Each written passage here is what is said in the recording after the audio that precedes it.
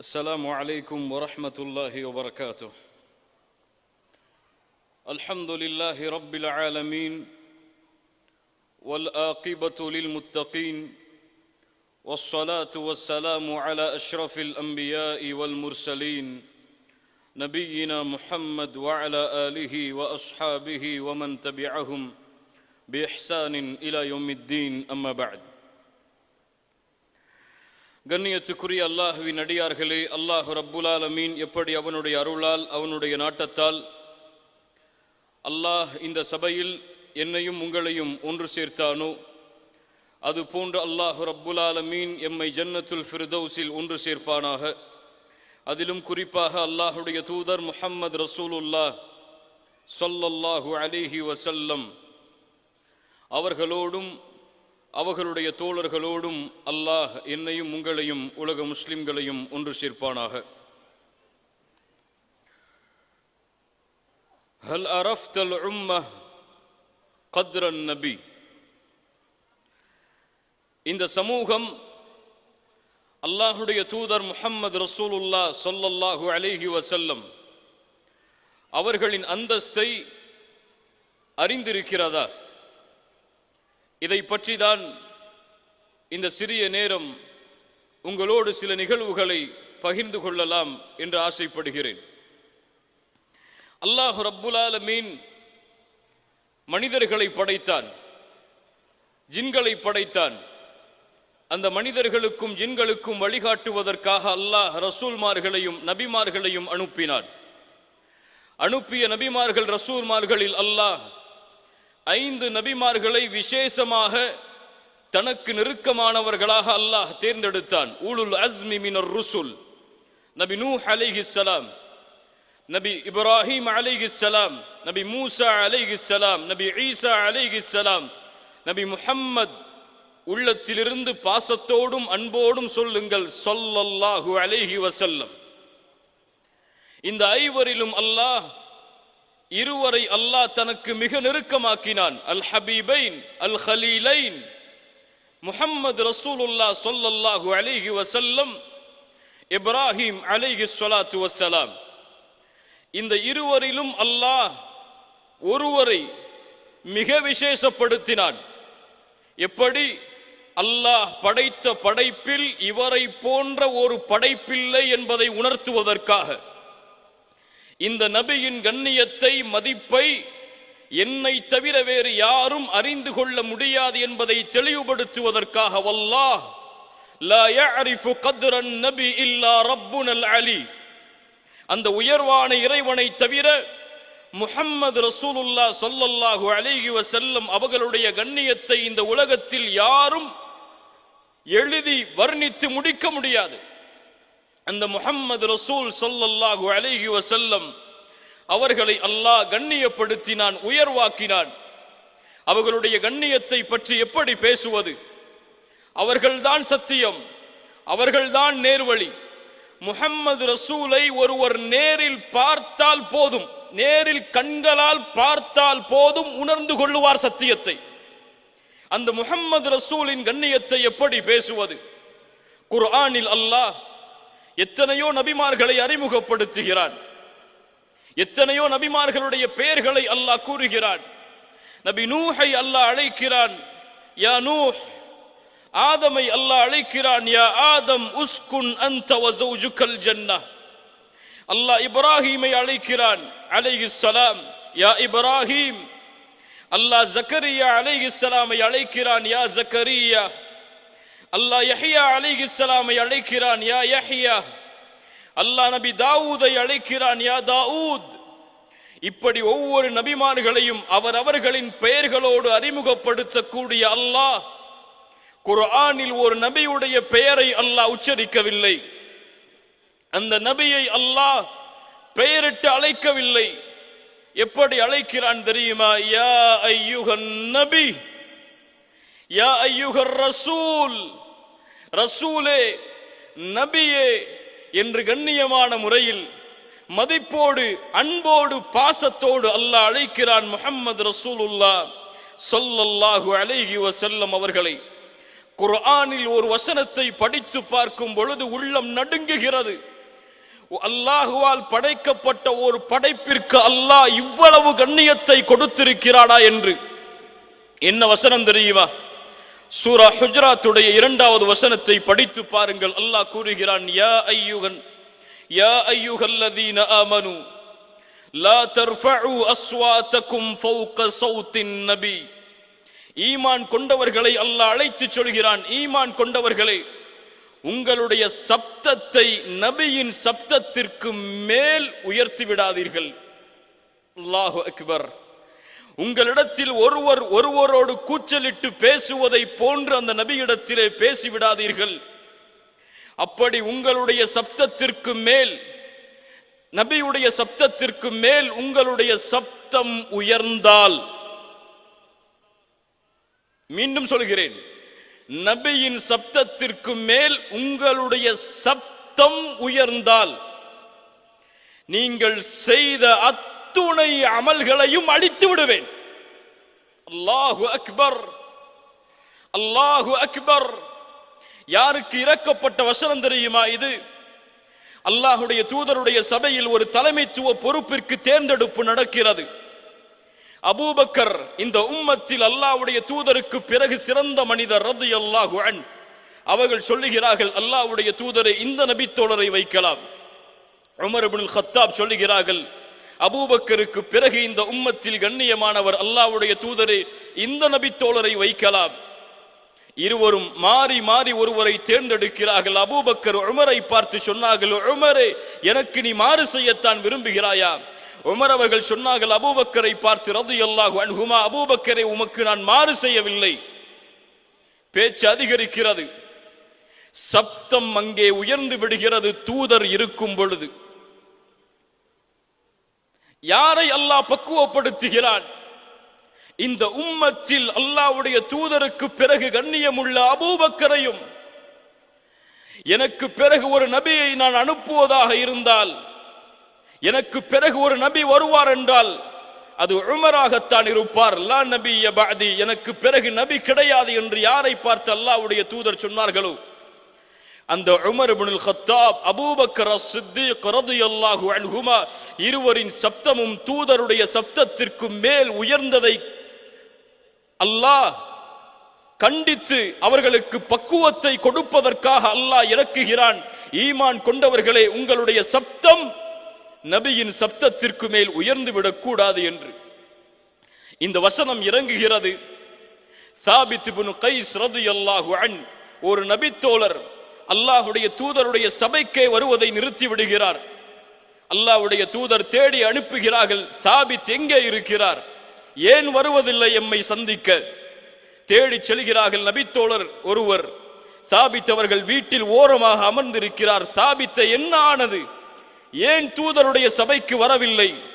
சாபித் ரலியல்லாஹு அன்ஹு சொன்னார்கள், அல்லாஹு அக்பர், என் குரல் வளமோ அதிகமான கடுமையான சப்தமுடையது. நான் இயற்கையாக பேசினாலே சப்தம் அதிகரிக்கும். என்னுடைய இந்த தன்மையை கண்டித்துதான் குர்ஆனில் அல்லாஹ் இந்த வசனத்தை இறக்கி இருக்கிறான் போல் என் அமல்கள் எல்லாம் அழிந்து விட்டது, நான் நரகத்திற்குத்தான் செல்வேன் என்று சாபித் அவர்கள் அழுது கொண்டிருக்கிறார் வீட்டில். அல்லாஹ்வுடைய தூதருக்கு அந்த செய்தியை அந்த நபித்தோழர் கொண்டு வந்து சேர்க்கிறார்.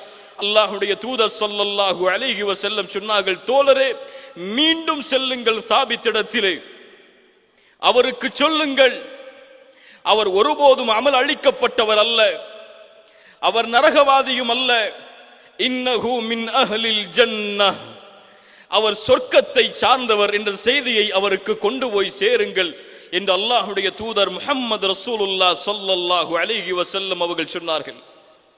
இந்த தூதரின் கண்ணியத்தை எப்படி பேசுவது? அல்லாஹ்வுடைய தூதர் சொன்னார்கள், கபரில் இருந்து முதலாவதாக எழுப்பப்படுபவன் நான் தான் ஆதமுடைய பிள்ளைகளுக்கு தலைவனாவேன். நாளை மறுமையில் நான் சொர்க்கம் நுழையாமல் யாரும் சொர்க்கம் நுழைய முடியாது. சொர்க்கத்துடைய வாசலின் கதவை தட்டுவேன். அங்கே இருக்கக்கூடிய ஹாசின் காவலாளி கேட்பார், யார் நீங்கள்? அப்போது நான் சொல்லுவேன், அன ரசூலுல்லாஹ், இல்லை, நான் அல்லாஹ்வுடைய ஹபீப் இல்லை. அந்த காவலாளி இடத்திலே இந்த தூதர் என்ன பணிவோடு பேசுவார் தெரியுமா? ஆனா முஹம்மத், நான் முஹம்மத் ஸல்லல்லாஹு அலைஹி வஸல்லம். பாசத்தோடு சொல்லுங்கள். அந்த காவலாளி சொல்லுவார், உங்களுக்காகத்தான் இந்த கதவை திறக்க வேண்டும் என்று அல்லாஹ் எனக்கு கட்டளையிட்டிருக்கிறான், கொஞ்சம் நில்லுங்கள். தூதருக்கு இந்த கண்ணியம் என்றால் தூதர் அனுப்பப்பட்ட இந்த சமூகத்திற்கு அந்த கண்ணியம் இல்லையா? சொர்க்கத்தில் முதலாவது தூதர் நுழைந்தால் அடுத்து நபிமார்களும் அவர்களின் சமூகங்களும் நுழைந்ததற்கு பிறகுதான் இறுதி சமூகமாக இருக்கக்கூடிய நாம் நுழைவோமா? இல்லை. அல்லாஹ்வுடைய தூதர் சொன்னார்கள் ஸல்லல்லாஹு அலைஹி வஸல்லம், நஹ்னுல் ஆகிரூன் அல் அவ்வலூன யௌமல் கியாமஹ். நாம் தான் இந்த பூமியில் அனுப்பப்பட்ட சமூகத்தில் இறுதியானவர்கள். இருந்தாலும் மறுமையில் முதலாவது சொர்க்கம் நுழைபவர்களும் நாம் தான். அல்லாஹு அக்பர். மறுமையில் முதலாவதாக விசாரிக்கப்படும் சமூகம் இறுதியானதாக இருந்தாலும் முதலாவது விசாரிக்கப்படுவோம், முதலாவது தீர்ப்பு கொடுக்கப்படும். இந்த சமூகம் சொர்க்கத்தில் நுழைந்ததற்கு பிறகுதான் மற்ற எல்லா சமூகங்களும் சொர்க்கத்தில் நுழைவதற்கு வாய்ப்பளிக்கப்படும் என்றால் இந்த கண்ணியத்தை எமக்கு பெற்று தந்தது யார்? அந்த தூதரின் கண்ணியம் எமக்கு தெரியுமா? அந்த தூதரின் வரலாறு எமக்கு தெரியுமா? அந்த தூதரின் பாடம் எமக்கு தெரியுமா? இங்கே வந்திருக்கக்கூடிய பெரும்பான்மையான மக்களிடத்திலே சில கேள்விகளை கேட்டால் அவர்கள் துடித்து விடுவார்கள். அவர்களால் பதில் சொல்ல முடியாது. 95% மக்களுக்கு அவர்களால் பதில் சொல்ல முடியாது. அதுதான் உண்மை. தூதருடைய மனைவிமார்கள் எத்துணை பேர்? அவர்களுடைய பேர் என்ன தெரியாது பலருக்கு. தூதருடைய பிள்ளைகள், ஆண் குழந்தை எத்துணை, பெண் குழந்தை எத்துணை தெரியாது பலருக்கு. தூதர் பிறந்த ஆண்டு என்ன, மரணித்த ஆண்டு என்ன, ஹிஜ்ரத் செய்த ஆண்டு என்ன தெரியாது. அல்லாஹ்வுடைய தூதர் கலந்து கொண்ட போர்க்களங்கள் என்ன தெரியாது. அல்லாஹ்வுடைய தூதர் ஸல்லல்லாஹு அலைஹி வஸல்லம் அனுப்பிய படைகள் என்ன தெரியாது. அல்லாஹ்வுடைய தூதருடைய வாழ்க்கையுடைய எதையும் தெரியாமல் இந்த சமூகத்திலே பலர் வாழ்கிறார்கள். அவர்களும் சொல்லுகிறார்கள் அஷ்ஹது அன்ன முஹம்மது ரசூலுல்லாஹ் என்று ஸல்லல்லாஹு அலைஹி வஸல்லம். கண்ணியத்துக்குரியவர்களே, இந்த சிறிய நேரத்தில் நாம் விழிப்புணர்வு அடைவதற்காக, அந்த தூதரின் மீது உள்ள முஹப்பத்தை நாம் அதிகரிப்பதற்காக சில நிகழ்வுகளை சுட்டி காட்டுகிறேன். அந்த தூதர் எம் மீது வைத்திருந்த பாசம், அந்த தூதர் எம் மீது வைத்திருந்த நேசம் கடல்களை எழுதினாலும் எழுதி முடிக்க முடியாது. ஒரு முறை தூதர் முஹம்மது ரசூலுல்லாஹ் ஸல்லல்லாஹு அலைஹி வஸல்லம் தொழுது கொண்டிருக்கிறார்கள். தொழுகையில் ஓதுகிறார்கள் இப்ராஹிம் அலைஹிஸ்ஸலாம் அவர்களின் பிரார்த்தனையை. அவர்கள் சொன்னார்கள், யா அல்லாஹ், என்னுடைய சமூகத்தில் பலரை ஷைத்தான் வழிகெடுத்து விட்டான். அவர்களில் எனக்கு கட்டுப்பட்டவர்கள் தான் என்னை சார்ந்தவர்கள். எனக்கு மாறு செய்தவர்களை குறித்த நிலைமை எனக்கு தெரியாது. நீயே மன்னிப்பாளன், நீயே ரஹீம் என்ற குர்ஆனுடைய வசனத்தை ஓதுகிறார்கள். ஈசா அலைஹிஸ்ஸலாம் அவர்களுடைய வசனத்தை ஓதுகிறார்கள். யா அல்லாஹ், இன் துஅذிபுஹும் ஃபஇன்னஹும் இபாதுக். யா அல்லாஹ், என் அடியார்களை நீ தண்டித்தால் அவர்கள் உன் அடியார்கள் தான், அவர்களை நீ மன்னித்தால் நீயே மன்னிப்பாளன் என்ற வசனங்களை ஓதுகிறார்கள்.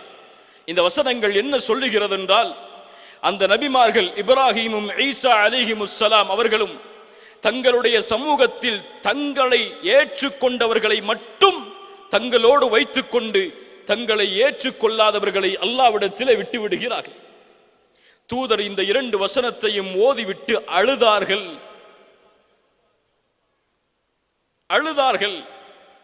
ஒரு ஹபீபுடைய அழுகை, இன்னொரு ஹபீப் அல்லாஹ்.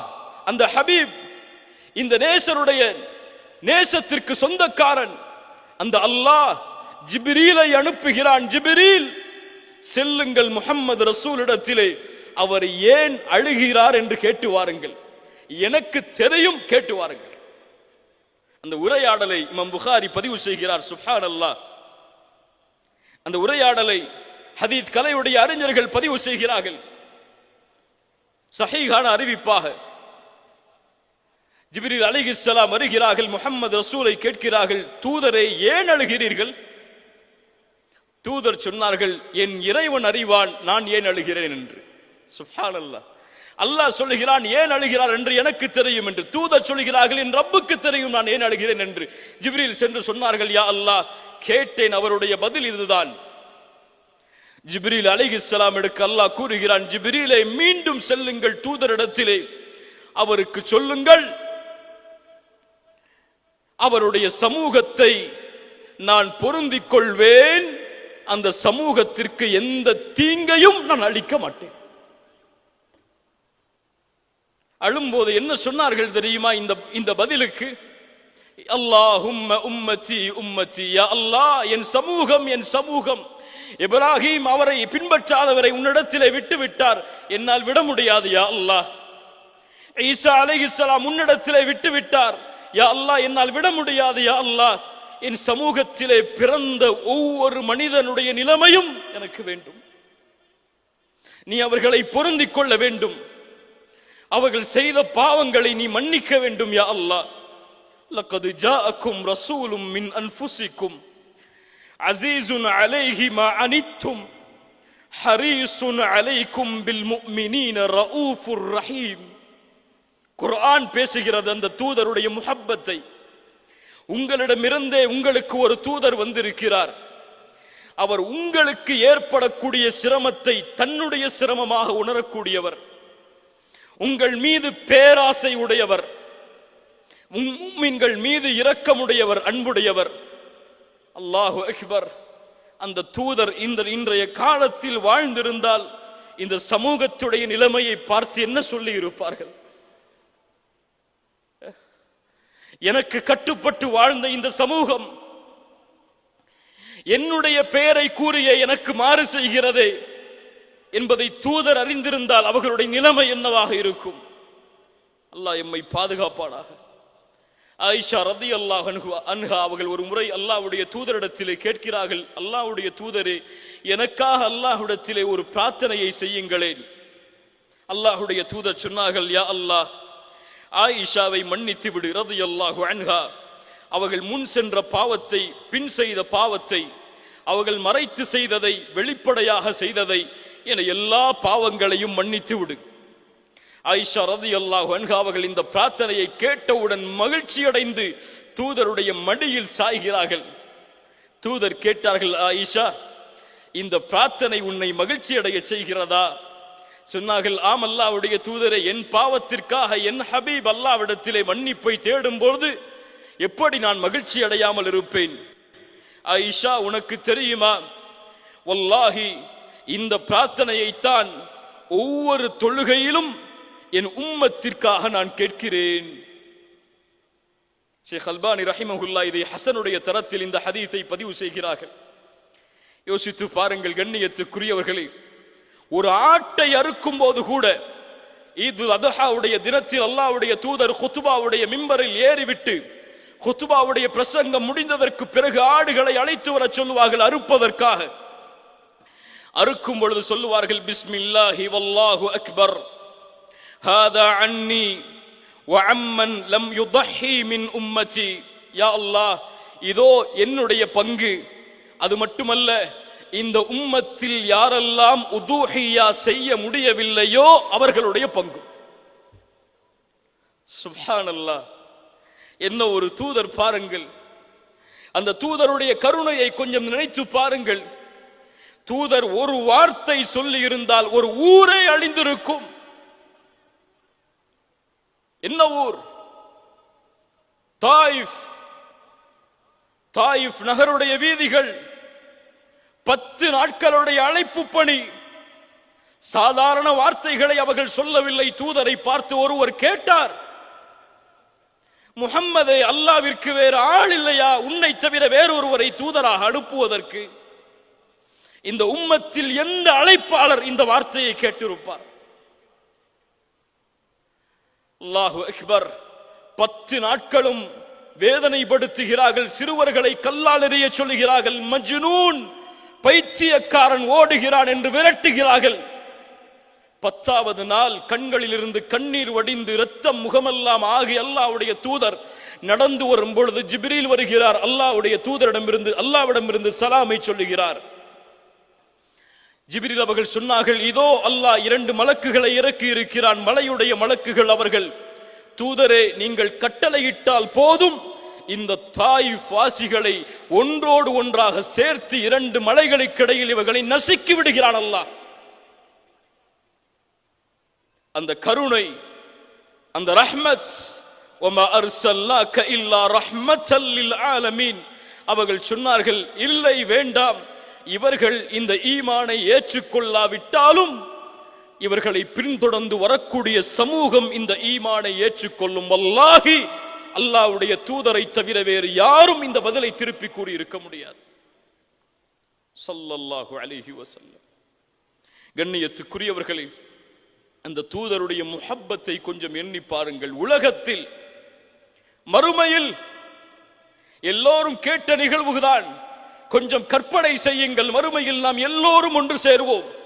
ஆதம் அலைஹிஸ்ஸலாமுடைய காலத்தில் பிறந்தவர் முதற்கொண்டு மறுமையில் உலகம் அழியும் வரை கடைசியாக இருந்த மனிதர் வரை எல்லோரும் ஒன்று சேருவோம். எல்லோரும் கேட்போம், அல்லாஹ்விடத்திலே பரிந்து பேசுபவர் யார்? எம்முடைய நிலைமைகளை அல்லாஹ்விடத்திலே கொண்டு போய் சேர்ப்பவர் யார்? சொல்லுவார்கள், ஆதம் இருக்கிறார். ஆதமிடத்திலே சொல்லுவார்கள் அலைஹிஸ்ஸலாம், ஆதம், நீங்கள் தான் மனிதரின் தந்தை. உங்களை அல்லாஹ் அவனுடைய கரத்தால் படைத்தான். எங்களுக்காக அல்லாஹ்விடத்திலே சிபாரிசு செய்யுங்களேன். ஆதம் அலைஹிஸ்ஸலாம் சொல்லுவார்கள், இன்ன ரப்பி கதிபல் யௌம கதபன் லம் யக்தப் கப்லஹு மித்லஹ் வலம் யக்தப் பஅதஹு மித்லஹ். என் இறைவன் இன்றைய தினம் கோபத்தோடு இருக்கிறான். இது போன்ற கோபத்தை அல்லாஹ் இதற்கு முன்னாலும் இருந்ததில்லை, இதற்கு பின்னாலும் இருக்க போவதில்லை. என்னால் இன்று இறைவனிடத்திலே நான் செய்த பாவங்களை கொண்டு பேச முடியாது. நஃப்ஸி நஃப்ஸி நஃப்ஸி. இத்ஹபு இலா நூஹ்.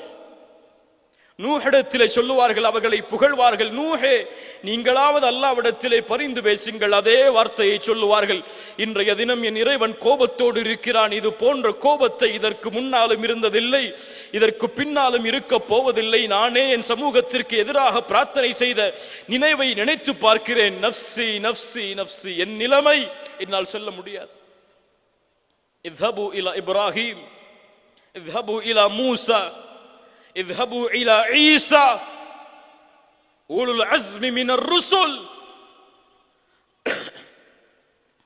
கடைசியாக ஈசா அலைஹிஸ்ஸலாம். எல்லோரும் ஒரே வார்த்தை, மனிதர்கள் இதுதான் இறுதி வாய்ப்பு, இனிமேல் வாய்ப்பு கிடையாது என்று சொல்லுவார்கள். தூதரே, இறுதி நபியே, எங்களுக்காக அல்லாஹ்விடத்திலே சிபாரிசு செய்யுங்களேன். எங்களுடைய நிலைமைகளை பாருங்களேன். அல்லாஹுவோ கோபத்தோடு இருக்கிறான். எங்கள் நிலைமை என்னவாக போகிறது என்று தெரியவில்லை. தூதர் சொல்லுவார்கள், நான் தான் என்று விரண்டு சென்று அல்லாஹுடைய அர்ஷுக்கு முன்னால் சுஜூதில் விழுவார்கள். அல்லாஹ்வை புகழ்வார்கள். அல்லாஹ் அறிவித்துக் கொடுக்கக்கூடிய வார்த்தைகளை கொண்டு அதற்கு முன்னால் அல்லாஹுவை யாரும் அப்படி புகழ்ந்திருக்க முடியாது. சுப்ஹானல்லாஹ். அவர்கள் அழுவார்கள். இந்த அழுகை மஹ்ஷரில் எதை கொண்டு வரும் தெரியுமா? மஹ்ஷரில் அதுவரை விசாரணையை தொடங்காத அல்லாஹ், மஹ்ஷரில் அதுவரை பேசாத அல்லாஹ் பேசுவான். முதல் வார்த்தை மஹ்ஷரில் விழக்கூடிய வார்த்தை, யா முஹம்மத் ஸல்லல்லாஹு அலைஹி வஸல்லம். அல்லாஹு அக்பர், அல்லாஹு அக்பர். இந்த தூதரை எமக்கு தூதராக கொடுத்ததற்கு அல்ஹம்துலில்லாஹ். இர்ஃபா ரஅஸக், போதும் தலையை உயர்த்துங்கள். சல் துஅதா வஸ்ஃபா துஷஃபா. முஹம்மதே, கேளுங்கள் ஸல்லல்லாஹு அலைஹி வஸல்லம், கொடுக்கிறேன். சிபாரிசு செய்யுங்கள், நான் சிபாரிசை அங்கீகரிக்கிறேன். அவ்வளவுதான். மஹ்ஷரில் முஹம்மது ரசூலுல்லாஹ் ஸல்லல்லாஹு அலைஹி வஸல்லம் பேசக்கூடிய முதல் வார்த்தை, யா அல்லாஹ், என் மனைவி ஆயிஷாவின் நிலைமை என்ன? யா அல்லாஹ், என் மகள் ஃபாத்திமாவின் நிலைமை என்ன? யா அல்லாஹ், என் நபித்தோழர்களின் நிலைமை என்ன? யா ரப், உம்மதி உம்மதி. என் இறைவா, என் சமூகம், என் சமூகம், யாரை மறந்து வாழ்கிறோம்? யாருடைய வாழ்வை தூரமாக்குகிறோம்? யாருடைய வாழ்வை செயல்படுத்துவதை சிரமமாக கருதுகிறோம்? யாருடைய வாழ்வை? இந்த முஸ்லிம் சமூகத்தில் ஹிட்லருடைய வரலாறுகளை படித்தவர்கள் உண்டு, அலெக்சாண்டரின் வரலாறை படித்தவர்கள் உண்டு, முசோலினியின் வரலாறை படித்தவர்கள் உண்டு. இந்த உலகத்தில் இருக்கின்ற எல்லா தலைவர்களின் வரலாறுகளையும் படித்து முடித்தவர்கள் உண்டு. அவர்களுடைய வரலாற்றில் டாக்டர் பட்டம் பெற்றவர்களும் உண்டு. ஆனால் முஹம்மது ரசூலுடைய வாழ்வை முழுமையாக படித்து அதை தன்னுடைய வாழ்வாக மாற்றியவர்கள் மிக குறைவு. ஏன்? இந்த தூதர் உள்ளத்திற்கு விருப்பமானவராக இல்லையா? மஅதல்லாஹ், இயாது பில்லாஹ், அல்லாஹ் பாதுகாப்பானாக. கண்ணியத்துக்குரியவர்களே, அல்லாஹ்வுடைய தூதருடைய மறுமையின் கருணையை நினைத்து பாருங்கள். ஏன் இந்த கருணையை பற்றி இந்த உலகத்திற்கு பேசவில்லை? ஏன் அவர்களுடைய நீதத்தை பற்றி இன்னும் நாம் இந்த உலகத்திற்கு எடுத்துச் சொல்லவில்லை? அவர்களுடைய நபித்தோழர்கள், எதிரிகள் சொல்லுவார்கள், ஹுதைபியாவுடைய உடன்படிக்கையிலே அல்லாஹ்வுடைய தூதரிடத்தில் உடன்படிக்கையை போட வந்த உர்வா இப்னு மஸ்ஊத் திரும்ப செல்கிறார். குறைஷிகளிடத்திலே சொன்னார், நான் எத்தனையோ அரசர்களை பார்த்திருக்கிறேன், நான் நஜ்ஜாஷி அரசனை பார்த்திருக்கிறேன், ரோம் பாரசீக அரசர்களை பார்த்திருக்கிறேன், கிஸ்ரா கைசருடைய அரசர்களை எல்லாம் பார்த்திருக்கிறேன். ஆனால் எந்த அரசருக்கும் அவர்களுடைய தோழர்கள் செய்யாத மரியாதையை முஹம்மது ரசூலுக்கு அவர்களுடைய தோழர்கள் செய்வதை நான் பார்க்கிறேன். அல்லாஹு அக்பர். அவர் ஒன்றை கட்டளையிட்டால் விரைகிறார்கள், ஒன்றை தடுத்தால் விலக்கிக் கொள்கிறார்கள், அவரிடத்தில் பணிவோடு பேசுகிறார்கள். அவர் உது செய்தால் கூட அந்த தண்ணீரை தங்களுடைய கரங்களால் ஏந்துவதற்கு செல்கிறார்கள். இப்படி ஒரு சமூகத்தை இந்த உலக வரலாற்றில் நான் பார்த்ததில்லை என்று கூறப்பட்ட வார்த்தைகள் எல்லாம் எழுத்துகளாக மாறி வாழ்க்கையில் செயலாக மாறாமல் இன்று முஹம்மது ரசூல் என்பது வேறு, முஹம்மது ரசூலுடைய சமூகம் என்பது வேறு என்று பிரிந்து விட்டது. ஸல்லல்லாஹு அலைஹி வஸல்லம் சஹாபாக்கள் அந்த தூதரை மதித்த விதம், தூதரின் மீது வைத்திருந்த பாசம். ஒரு தோழர் வருகிறார், அல்லாஹ்வுடைய தூதரே, மத்த ஸாஅ, மறுமை எப்போது வரும்? அவர்களுடைய சிந்தனையை பாருங்கள். தூதர் சொன்னார்கள், மறுமை எப்போது வரும் என்று கேட்கிறாயே, அதற்காக என்ன தயாரித்து வைத்திருக்கிறாய்? அவர் சொன்னார், அல்லாஹ்வுடைய தூதரே, என்னிடத்திலே அதிகமான தொழுகைகளோ நோன்போ கிடையாது. நான் ஒன்றை வைத்திருக்கிறேன், அல்லாஹுவையும் தூதரையும் நேசிக்கிறேன். அல்லாஹ்வுடைய தூதர் சொன்னார்கள், நீ யாரை நேசிக்கிறாயோ அவர்களோடு இருப்பாய். அவ்வளவுதான், ஒரு வார்த்தை. அனஸ் இப்னு மாலிக் ரலியல்லாஹு அன்ஹு அவர்கள் சொன்னார்கள், இந்த வார்த்தை சொல்லப்பட்ட நாள் எங்கள் வாழ்விலேயே நாங்கள் அதிகமாக மகிழ்ச்சி அடைந்த நாள். இந்த வார்த்தை எமக்கும் சொல்லப்பட்டது. ஏதாவது உள்ளத்திலே மாற்றம் வந்ததா? சொன்னார்கள், ஏன் மகிழ்ச்சி அதிகமா? அல்லாஹ்வுடைய தூதர் சொன்னார்கள், யார் யாரை நேசிக்கிறார்களோ அவர்களோடு இருப்பார்கள் என்றால் நாங்கள் முஹம்மது ரசூலை நேசிக்கிறோம், அபூபக்கரை நேசிக்கிறோம், உமரை நேசிக்கிறோம் ரலியல்லாஹு அன்ஹும் அஜ்மஈன், அவர்களோடு மறுமையில் இருப்போம். யாருக்காவது உள்ளத்திலே எண்ணம் வந்திருக்கிறதா, என் மரணத்திற்கு பிறகு என் தூதரை, எனக்காக அனுப்பப்பட்ட ரசூலை எப்போது பார்ப்பேன் என்று? அல்லாஹு அக்பர். அல்லாஹ்வுடைய தூதரின் மீது அவர்கள் வைத்திருந்த பாசம். பத்ருடைய களம், வரிசையை சரிபடுத்துகிறார்கள். அங்கே ஒருவர் மட்டும் வரிசையை விட்டு வெளியே வருகிறார்.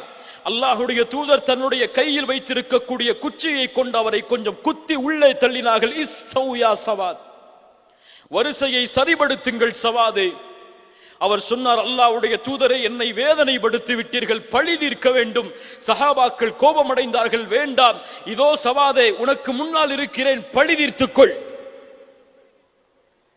கையில் இருந்த குச்சியை தூக்கி எறிந்த அல்லாஹ்வுடைய தூதரை கட்டி அணைத்தார் அந்த தோழர். கேட்டார்கள், சவாதே, ஏன் இப்படி செய்கிறாய்? அவர் சொன்னார், அல்லாஹ்வுடைய தூதரே, எங்களுடைய நிலைமை இந்த போர்க்களத்தில் பார்க்கிறோம், திரும்பி வருவோமா இல்லையா என்று எங்களுக்கு தெரியாது. ஆனால் இந்த உலகத்தில் என் உயிர் பிரியும் பொழுது நான் தொட்ட கடைசி தோளாக உங்களுடைய தோளும் என்னுடைய தோளும் ஆக வேண்டும் என்று ஆசைப்பட்டேன், அதனால் செய்தேன். இந்த முஹப்பத்தை கற்பனை கூட எம்மால் செய்து முடிக்க முடியாது. அல்லாஹு அக்பர்.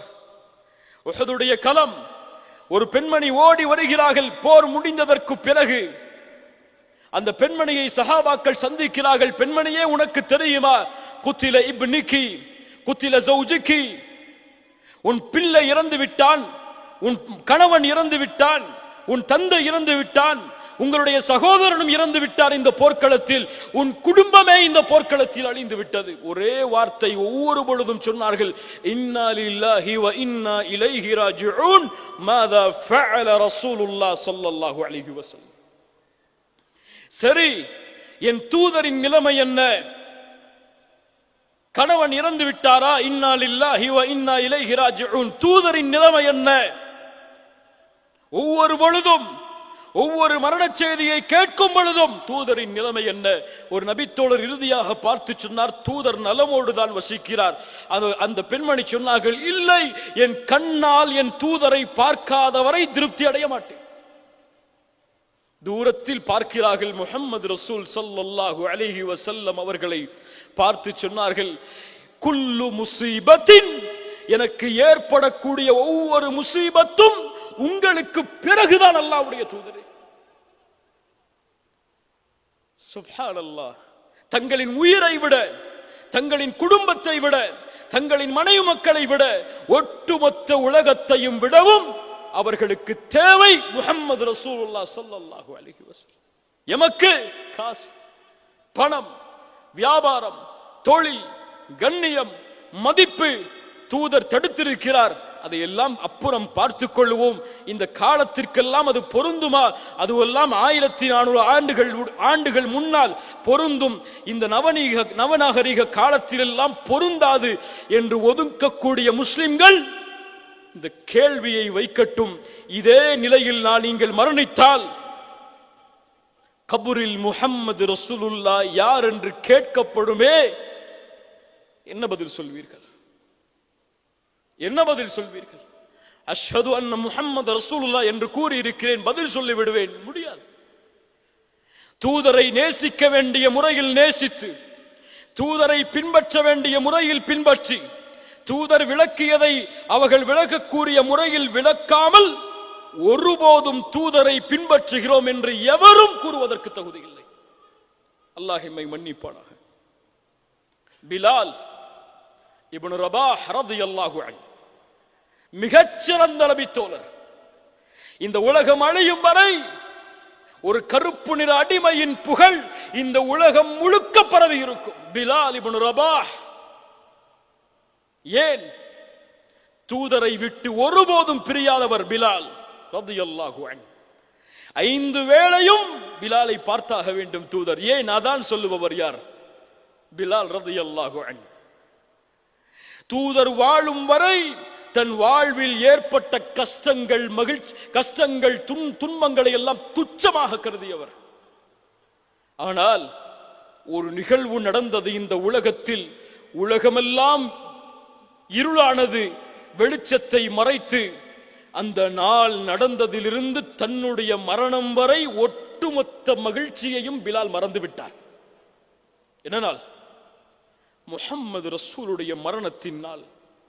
அந்த நாளிலிருந்து அவர் மரணமாகும் வரை அவருடைய வாழ்வில் மகிழ்ச்சி கிடையாது. மதீனாவை விட்டே சென்று விடுகிறார் பிலால். ஷாம் தேசத்தை நோக்கி மதீனாவை விட்டு என்றும் பிரியாதவர்.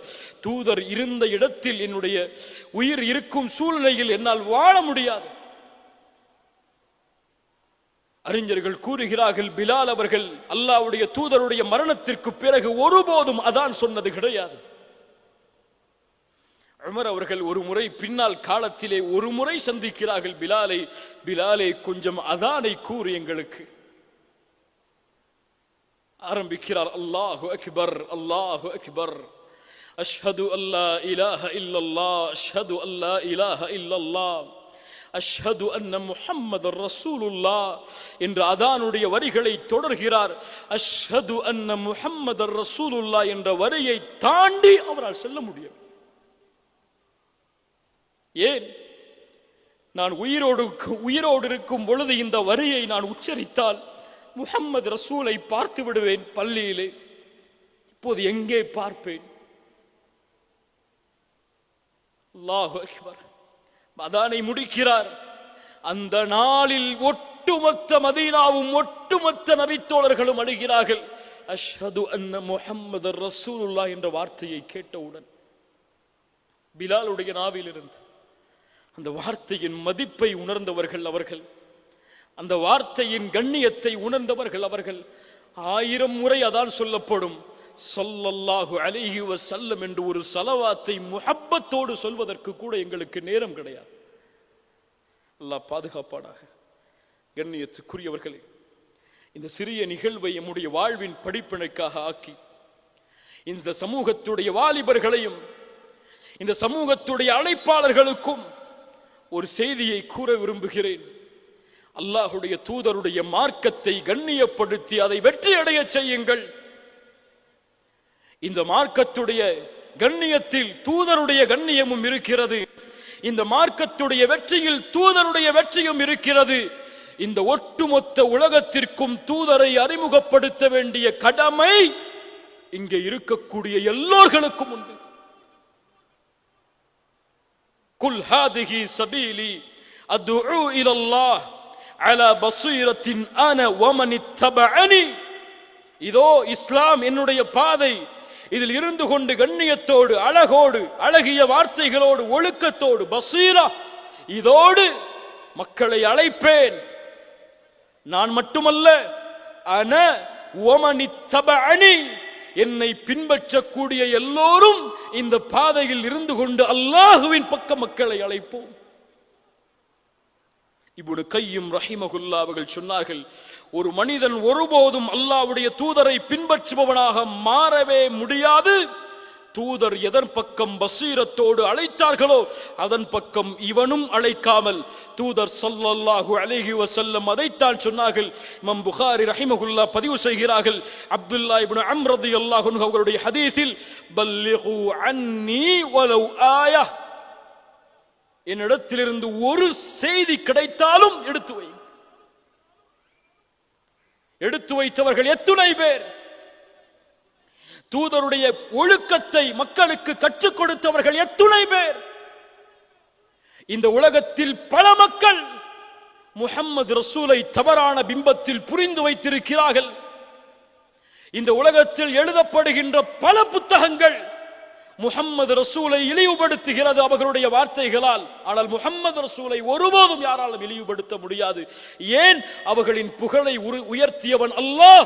வரஃபஅனா லக திக்ரக், ஒவ்வொரு இந்த பூமியுடைய ஒவ்வொரு நொடியும் சொல்லும் உலகமெல்லாம் அஷ்ஹது அன்ன முஹம்மதர் ரசூலுல்லாஹ், அதானுடைய சப்தத்தின் மூலமாக.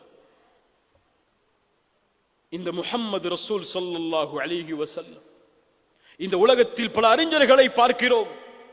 அவர்களுடைய தலைவர்களுடைய ஒழுக்கத்தை பற்றி, வீரத்தை பற்றி பேசுகிறார்கள். ஆனால் அவர்களுடைய நாவுகளில் நபிகள் நாயகம் முஹம்மது ரசூல் என்ற பெயர் குறைவாகத்தான் உச்சரிக்கப்படுகிறது. ஏன்? இந்த சமூகம் அவர்களுக்கு இன்னும் அறிவிக்கவில்லை எமக்கு அனுப்பப்பட்ட தூதர் யார் என்பதை. அந்த தூதரை தீவிரவாதியாக சித்தரித்தாலும் பரவாயில்லை, தூதரை பல திருமணம் முடித்தவர் என்று அவர்கள் விமர்சித்தாலும் பரவாயில்லை. எனக்கு தேவை இந்த உலகத்திலே காசு, பணம். அது எங்கே கிடைக்கிறதோ அங்கே இருப்பேன். யார் என்ன சொன்னால் என்னால் அவர்களுடைய கூற்று. என் வாழ்வை நான் தொடர்வேன் என்று முஹம்மது ரசூலை பின்பற்றக்கூடியவர் நினைத்துக் கொண்டிருந்தார். ஒரு தூதரிடத்திலே கேட்டார்கள், நீங்கள் நிற்கக்கூடிய இந்த தூக்கு மேடையில் முஹம்மது ரசூல் நிற்பதாக கற்பனை செய்யுங்கள். அவர் சொன்னார், அந்த கற்பனையை என் உள்ளத்திலே கொண்டு வருவதை விட இந்த தூக்கு மேடை எனக்கு சிறந்தது. நான் ஷஹீதாக விரும்புகிறேன்.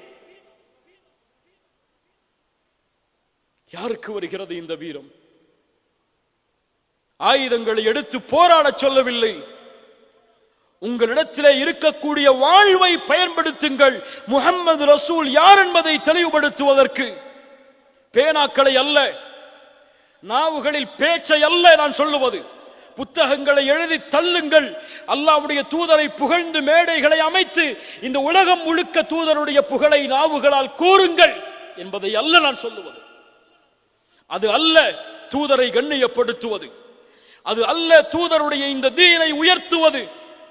உண்மையின் கண்ணியம், உண்மையின் வெற்றி, உண்மையில் தூதருடைய முஹப்பத்தை வாழ்வில் கொண்டிருப்பவருடைய ஒட்டுமொத்த வாழ்க்கையும் பிரதிபலிக்கும்.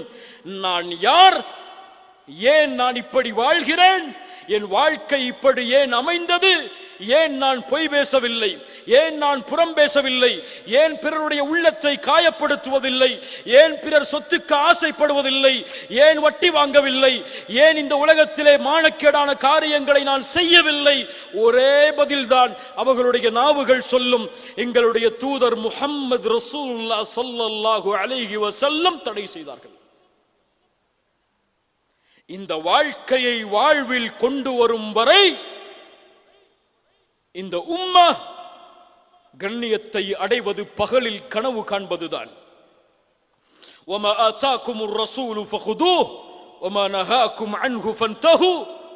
எதை தூதர் ஏவினார்களோ அதை எடுத்துக் கொள்ளுங்கள், எதை விளக்கினார்களோ அதை விட்டு விலகிக் கொள்ளுங்கள். قُلْ إِن كُنتُمْ تُحِبُّونَ اللَّهَ. நீங்கள் அல்லாஹுவை நேசிப்பதாக சொன்னால் இதோ என் தூதர் இருக்கிறார், அவரை பின்பற்றுங்கள், அல்லாஹ் உங்களை நேசிப்பான், உங்களுடைய பாவங்களை மன்னிப்பான். கண்ணியத்துக்குரியவர்களே, இந்த உரையின் மூலமாக இந்த சீராவுடைய மாநாட்டில் எனக்கு முன்னால் பேசிய மிகப்பெரிய அறிஞர்கள் எல்லாம் கூறிய அறிவுரைகள் எல்லாம் எதற்கு தெரியுமா? இந்த மாநாட்டுடைய ஏற்பாடு எந்த நோக்கத்திற்கு தெரியுமா? இதற்காக உழைத்தவர்களுடைய உழைப்பு எதற்கு தெரியுமா? இதற்காக செல்வம் கொடுத்து உதவியவர்களுடைய உழைப்பு எதற்கு தெரியுமா? இந்த சமூகம் அந்த தூதர்களை மறந்துவிடக் கூடாது. அந்த தூதர்களுடைய வாழ்வை விட்டு தூரமாக்கி தன்னுடைய வாழ்வை அமைத்து விடக் கூடாது. இந்த சமூகம் திரும்பக்கூடிய ஒவ்வொரு இடமும் அந்த தூதர்களுடைய வாழ்க்கை பிரதிபலிக்க வேண்டும். குறிப்பாக முஹம்மது ரசூலுடைய வாழ்வை இந்த சமூகம் படித்தாக வேண்டும். பலகீனம் இதே நிலைமையில் வாழ்ந்தால் என் நிலைமை என்னவாக போகும் என்பதை அல்லாஹ்வை தவிர வேறு யாரும் முடிவெடுக்க முடியாது. தனக்காக அனுப்பப்பட்ட தூதருடைய ஒரு வரலாற்றை கூட படிக்காத அறியாத சமூகம் எப்படி இந்த உலகத்திலே கண்ணியத்தை தேடி, உலகத்திலே வரக்கூடிய துன்பங்களை தேடி தன்னுடைய பாதுகாப்பை அமைத்துக் கொள்ள முடியும்? உஹதுடைய களம் நீங்கள் எல்லாம் அறிந்ததுதான். மிகப்பெரிய படை அமைந்தது. அல்லாஹுடைய தூதர் தன்னுடைய படையை வீரப்படுத்தினார்கள்.